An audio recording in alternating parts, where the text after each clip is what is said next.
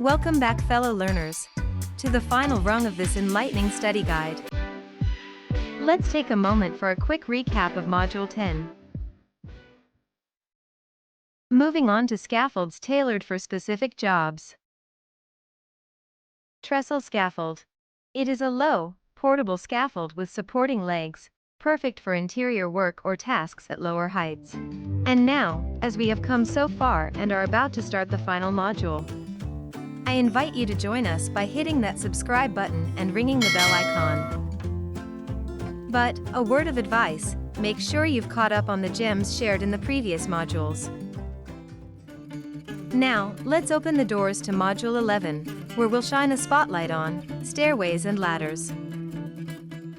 These seemingly ordinary elements are, unfortunately, major contributors to workplace injuries and even fatalities, especially for our dedicated construction workers. According to OSHA estimates, a staggering 24,882 injuries and 36 fatalities occur each year due to falls from stairways and ladders in various industries. Picture that for a moment. Behind these statistics are real people, real lives impacted. Almost half of these injuries are not just minor scrapes. They are serious and may result in precious time away from the job. This module unfolds across 3 vital lessons. First, we'll immerse ourselves in OSHA standards and stairways. We'll then navigate to ladders and training. Lastly, we'll engage in a discussion on safety measures. Let's take a moment to navigate through some key terms that will be our guiding lights. Picture the double cleat ladder. A pathway designed with a center rail fosters a safe traffic flow for employees ascending or descending. It's not just a ladder, it's a commitment to the well-being of those who tread upon it. Now, let's talk about failure. It's not just about load refusal, breakage, or separation of components. It's a reminder of the consequences when safety is compromised. Each failure is a call to reinforce our commitment to building robust, secure structures. Consider the fixed ladder. An unyielding fixture integral to a building or structure, it stands tall, embodying permanence and a steadfast dedication to providing a secure ascent. Moving on to the handrail. More than just a rail, it's a lifeline, a support system designed to empower employees with a reliable handhold. Safety is not just a concept, it's a tangible connection between individuals and the structures they navigate. Meet the job-made ladder. A ladder not commercially manufactured but crafted by the hands of dedicated employees at the construction site. It's a symbol of ingenuity and collaborative effort, reflecting a shared responsibility for safety. Point of access is more than just a phrase. It encompasses all the areas used by employees for work-related passage from one area or level to another. It's a reminder that every point of access should be a gateway to safety and security. Enter the portable ladder. A mobile companion, ready to be moved or carried wherever it's needed. It's not just an object. It's a testament to adaptability and the ability to extend safety to every corner of the workplace. Explore the single cleat ladder. A structured alliance of side rails, cleats, rungs, or steps. It's more than just a ladder. It's a harmonious blend of components working together for a common purpose, safe elevation. Now, envision the stair rail system. A guardian along the unprotected sides and edges of a stairway, preventing employees from falling to lower levels. It's not just a barrier, it's a shield, ensuring each step is taken with confidence and security. Lastly, consider tread depth.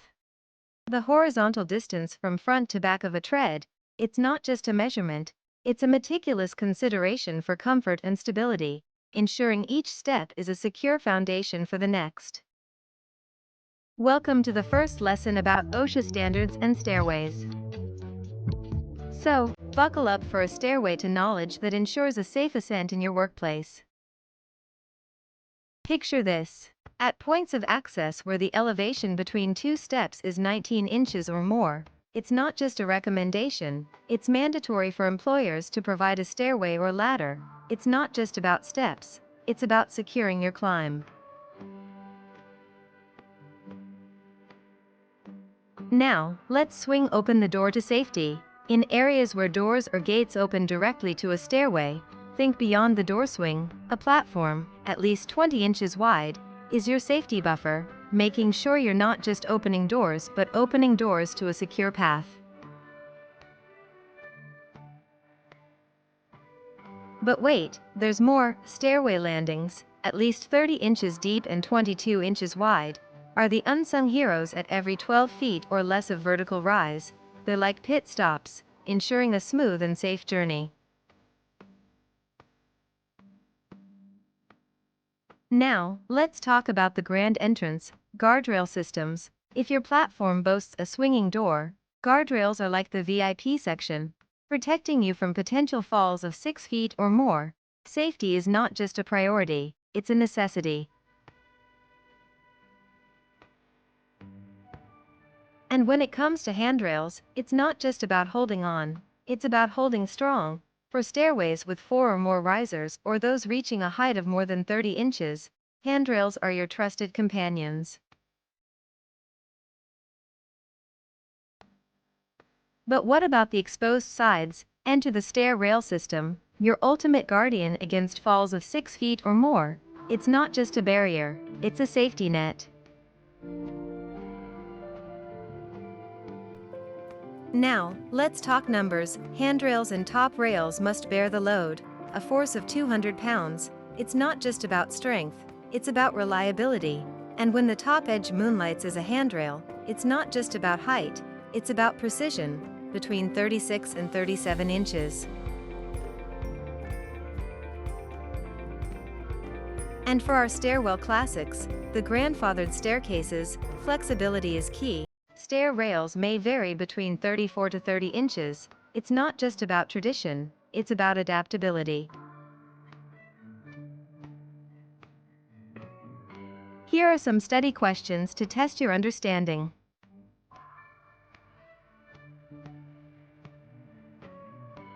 It's time to identify the hazard. Have you found it? Comment below. Here comes the second lesson about ladders and training. Every step is a stride toward safety, efficiency, and excellence. Get ready to climb the ladder of knowledge with us. Ladder wisdom, design and capacity.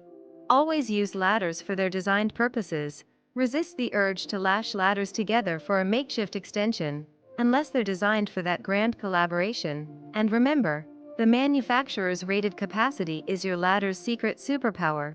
Never overload beyond its limits.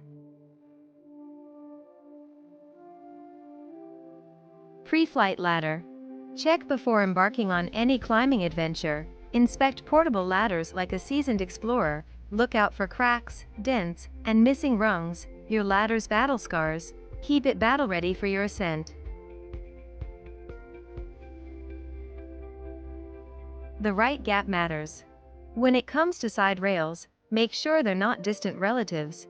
Keep them at least 11.5 inches apart, because in the ladder family, closeness is strength. Top steps are for gazing, not placing. Stepladders are not balconies. Never use the top or top step as a tempting perch. A misplaced step could turn your climb into a tale of caution. Mark defects, save lives. Spot a defective ladder, don't ignore it. Mark it like a hero, tag it boldly, do not use. Your vigilance could be the shield someone needs. Electrical safety, shock-proof ladders. When dancing with electricity, make sure your ladder wears the right shoes. Non-conductive side rails are the insulating armor for those electrifying moments. Double-cleated drama. In the theater of safety, always use double-cleated ladders for grand entrances and exits, especially when you're sharing the stage with 25 or more colleagues. Safety in numbers, always. Angles matter, the geometry of safety. For non-self-supporting ladders, embrace the magic of angles. Position them just right, With the top support to foot distance at 1/4 the working length, it's not just geometry, it's the art of safe climbing. Reaching new heights. When portable ladders aspire to reach upper landing surfaces, they must go the extra mile, side rails extending 3 feet above, because in the ladder world, it's not just about reaching, it's about surpassing. Fixed ladders, load-bearing legends. They are the Hercules of ascent. They support not one but two loads of 250 pounds each, and they brave the elements, ice, winds, rigging, and impacts. They're not just ladders, they're load-bearing legends. Here are some study questions to deepen your understanding. Now it's time to see incidents involving ladders and prepare yourself for the final lesson.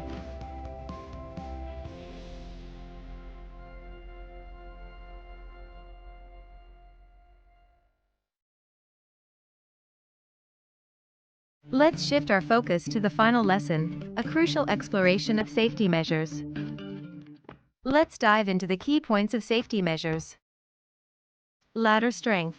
Defying gravity. Each non-self-supporting ladder is a gravity-defying marvel, supporting at least 4 times the maximum intended load applied or transmitted to the ladder in a downward and vertical direction when the ladder is placed at a 75.5-degree angle from horizontal. Fixed ladders, load-bearing warriors. Fixed ladders are the unsung heroes of load-bearing, supporting not one but two loads of 250 pounds each, concentrated between any two consecutive attachments, plus anticipated loads caused by ice buildup, winds, rigging, and impact loads resulting from the use of ladder safety devices. Toe clearance mastery. The space between your toes and obstacles matters. Maintain a minimum toe clearance of 7 inches for smooth climbing. When the job demands flexibility, accept no less than 4½ inches. It's not just about climbing, it's about navigating obstacles with precision. Overcoming obstructions. Sometimes, obstacles are unavoidable. When they stand in the way, reduce the perpendicular clearance to 24 inches. But don't worry, a deflection device is there to guide you around the challenge. Fall protection, scaling heights safely. Fixed ladders reaching for the sky, beyond 24 feet, wear a safety cloak.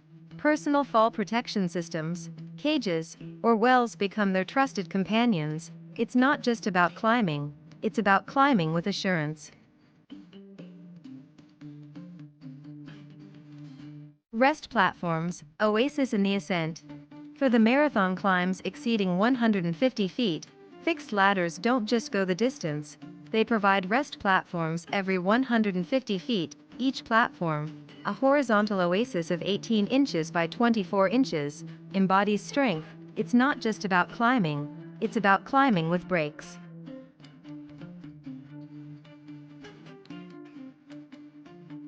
As we conclude this segment, here are some study questions.